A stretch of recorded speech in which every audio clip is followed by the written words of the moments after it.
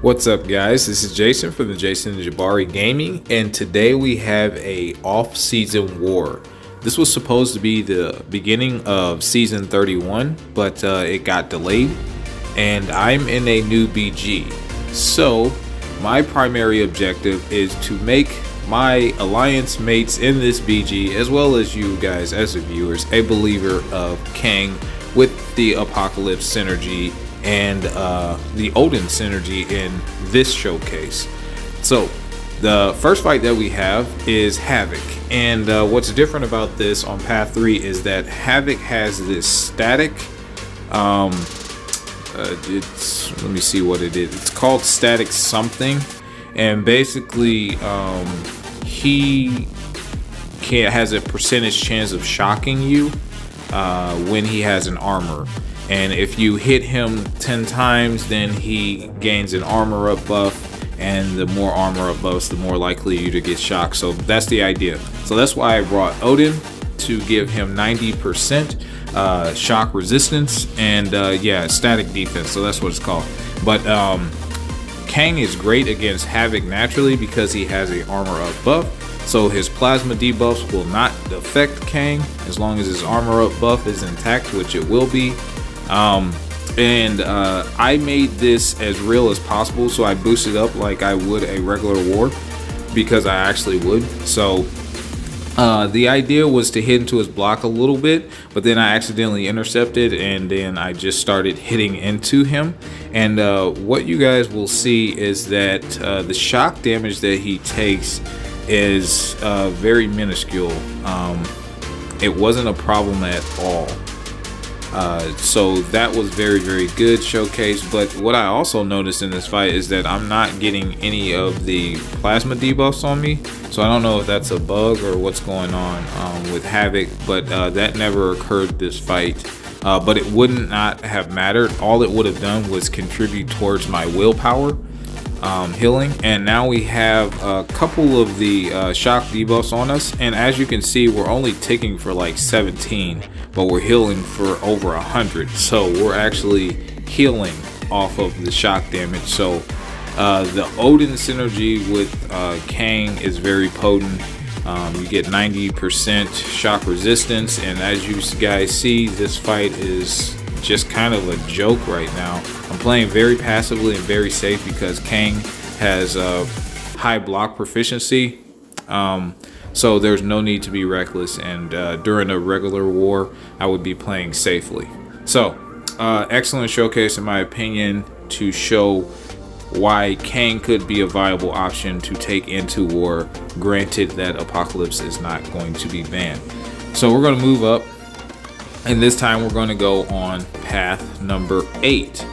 Alright, so we have this Aegon here, and the basic idea is every time you hit Aegon, he gains a buff who lowers your attack, and that's pretty much the strategy that they're going with Aegon, so you can take forever. But when you throw a special, you get rid of all of the weakness debuffs on you. What you're going to notice here is that doesn't really matter with this synergy, because we're gaining so many furies, and that kind of will play a little bit of a factor towards the end. You'll definitely notice when I throw a special how much damage he's actually supposed to be doing, but then even while he has a lot of weaknesses, he's still going to do some notable damage. Not much, but more than the normal amount. So the idea here was just to throw special ones. I didn't want to power control at all. I just wanted to kind of bait out his special 1 or special 2, whichever, and continuously throw my special ones. Now we also have our tech 150 power back boost. That is a contributing factor, not for these first initial fights, but later on I'll kind of get into why I did that and the idea behind those. But also what I forgot to mention is that he's also a great counter for Havoc because he can power drain as well, and that's one of Havoc's weaknesses. If you can power drain him, then you'll get rid of those plasma debuffs that he has, that he places on you.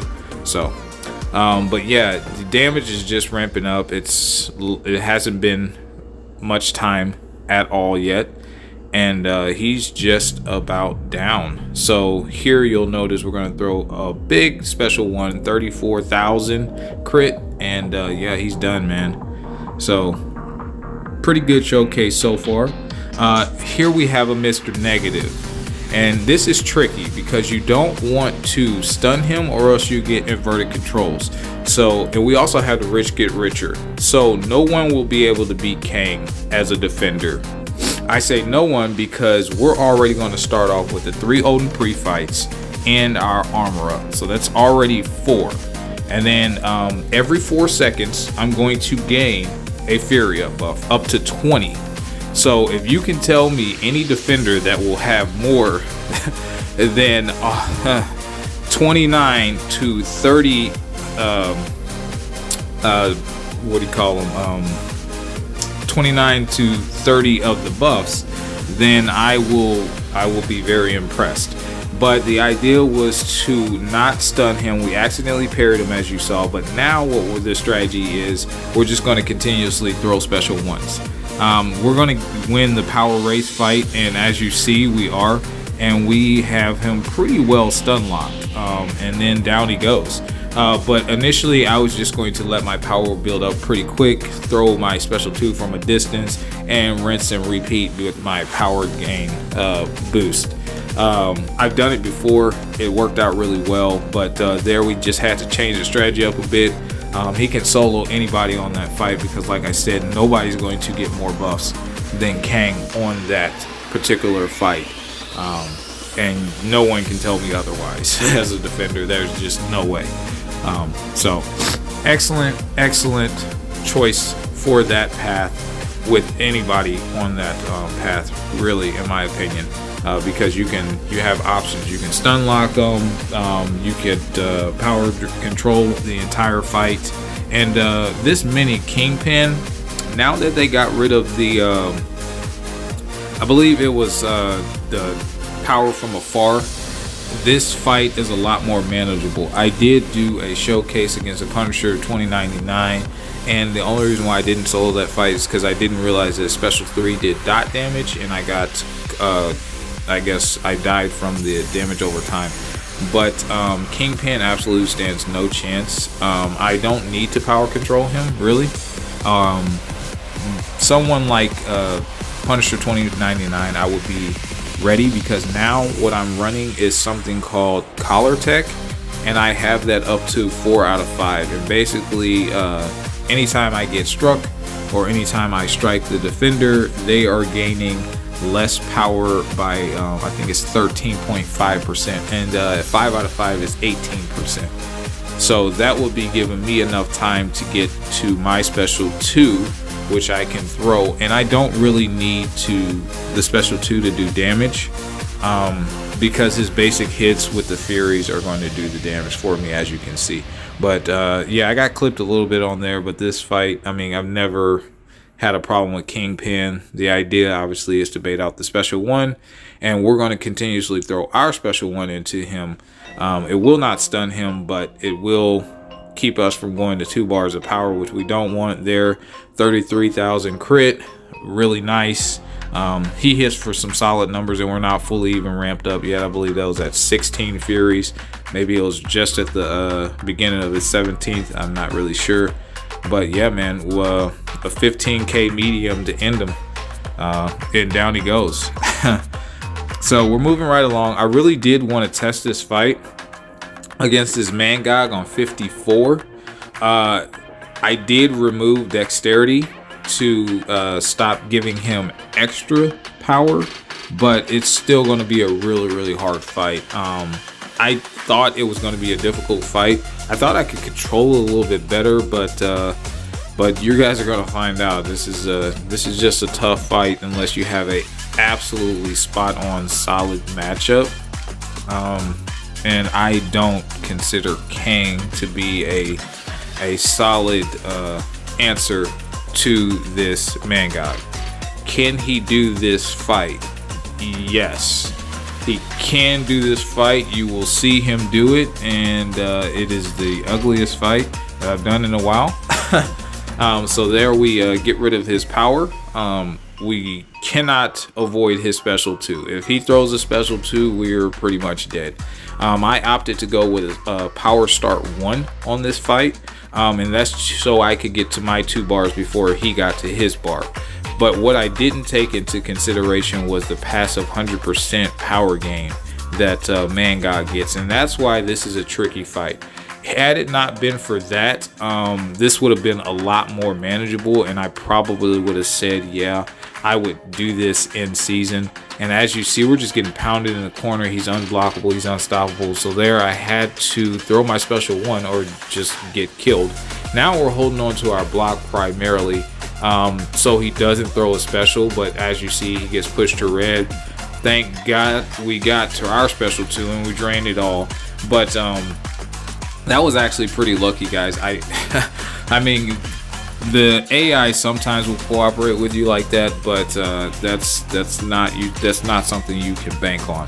And another problem that I noticed is that he constantly will get hater buffs because I'm throwing full combos, and then when he throws his specials, that just contributes to it already that much faster. So yeah, this is not an ideal fight whatsoever.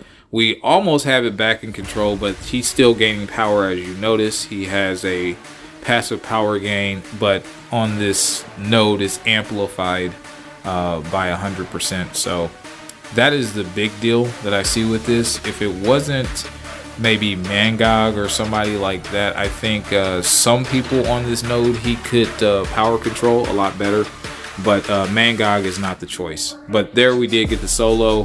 I do not want to do that fight again. Alright, so we didn't actually have a boss, but this is something I took the last war.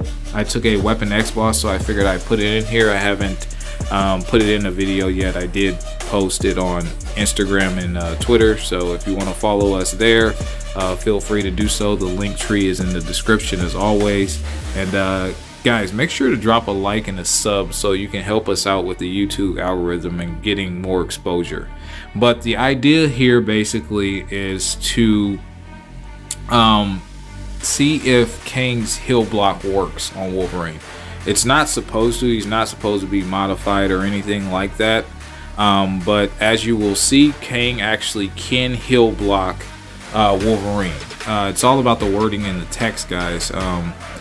I think it's kind of silly. I mean, it's kind of clever and silly at the same time, because he can also power drain Red Goblin, who can't be power burned.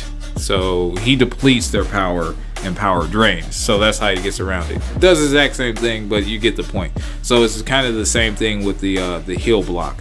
But the only thing that I do differently in this fight is I would be running 3 out of 3 coagulate, just in case I got clipped. I am running an Invo boost, by the way. Just in case I got clipped and I started bleeding, it would go away really fast. That would be the only thing. I do know that he has suicides, but there you see the heal block is preventing him from getting any healing back at all. And so now he's just going to be taking recoil damage. I do think Kang can solo this fight. I don't think he's the safest, but he can absolutely do this fight. And down he goes. So there's the solo. Hopefully I made you guys a believer, and until the next one.